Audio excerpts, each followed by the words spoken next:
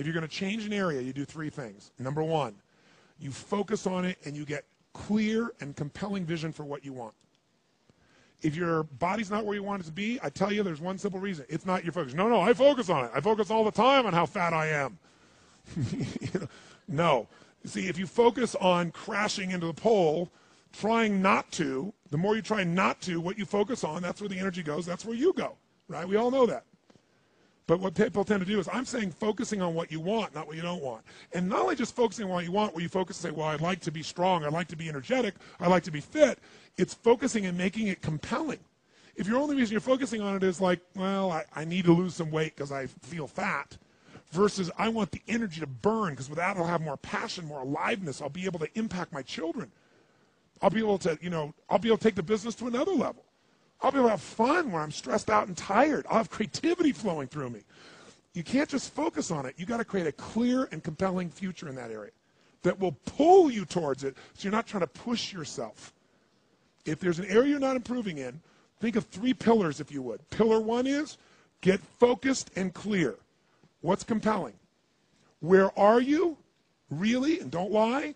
Where do you want to be? And make it so compelling you can't help it. When you wake up in the morning, you want to transform this area of your life. So the quality of your life already is better just because you are so excited about what you're after. When you do that with your body or your emotions or your finances or time or any other area and you start focusing and you're clear, you're going to have energy. You're going to have drive. You're going to start to do something. How do you make sure what you do really works? You need the second pillar. And think of this as three pillars. Because, two-legged stool is going to fall over. One leg, you can't sustain. Second pillar, you got to get the best. When I say get the best tools. Get the best map. Get the best mentor. What I'm looking for is, it's wonderful that you're focused and clear and excited, but if you're running east looking for a sunset, you got a problem. I don't care how much you believe, I don't care how much enthusiasm you have, you got the wrong tools. You got the wrong strategy. You got the wrong map. And so it's really critical in life, I believe, to get a map and get a mentor. Because the map very often changes, and the best mentor, somebody who's the best at what they do, they know the shortcuts, don't they? Or they know when the roads change. You don't get stuck hanging out, in the desert when you're trying to get to the ocean, metaphorically. So I've always focused on not just finding somebody good, but who's the best at it, who's got the best tools. Think of that first pillar as a target. You're crystal clear in the target. And now you got the toolbox, man. You got the best tools, not rinky-dink tools, the very best. And the way to get the best, by the way, that I've done it is model someone who's already successful. All the tools I come up with, some I've obviously created, but the foundation came by standing on the shoulders of other giants. I went out and found somebody that's already got the result. Why reinvent the wheel? Success leaves clues. Find the best, figure out what they're doing, do that. Alter it, find your view of it, but start with what already is working rather than starting from scratch and trial and error. But if you've got that focus, the target, and you got the toolbox, and you're still not getting what you want, it's because you got inner conflicts. That's the third pillar. You've got to resolve your inner conflicts. Because as I try to explain to you, 80% of success in anything is your psychology and 20% is the mechanics. So those inner conflicts are when you take 2 steps forward and you pull 3 steps back. Right? When you say, boy, I'm totally committed to this, but you don't follow through. This is my expertise, the why guy part.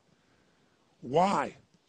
Why do you keep saying you want this? You have crystal clarity and you have the tools and you're still not getting it, there's a conflict in you. You want to be totally successful, but you're afraid at some level that if you are totally successful, you will not be loved. You'll be rejected. You want to be in a position where you have total free time and you want to build a billion-dollar enterprise. These are conflicts. You really, truly know you got the tools and talents to make this happen, but a part of you doesn't think you deserve to succeed because it's something you did at some point in your life or something you made up. Or you think making money or being successful economically is not spiritual. And you're committed to being spiritual, and yet the other part of you, it's the inner conflicts between fighting parts. So what do we do in this third pillar? Think of it as a vault we got to unlock. Think of it as unlock and unleash. That's the third pillar. The way you unlock and unleash is you identify the conflicts. You get clear what they are.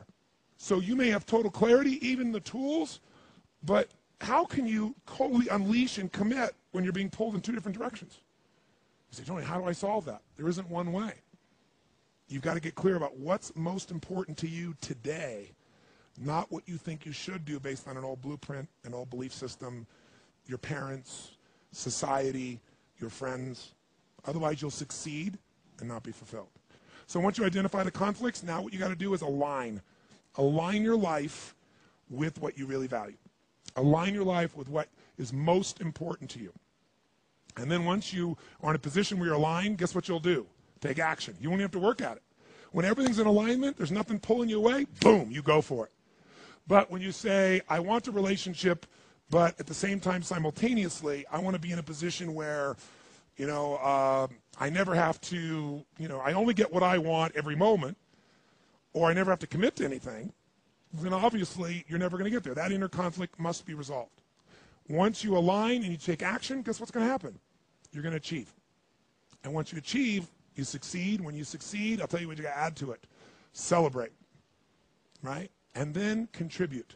Pay it forward, if you will, as corny as that sounds. Remember the movie? Pay it forward. Don't pay it back. Take what you've got, what you've learned, and bring it to someone else. And if you bring it to someone else, it continues that cycle of fulfillment, of joy, of meaning in your life. Everything works.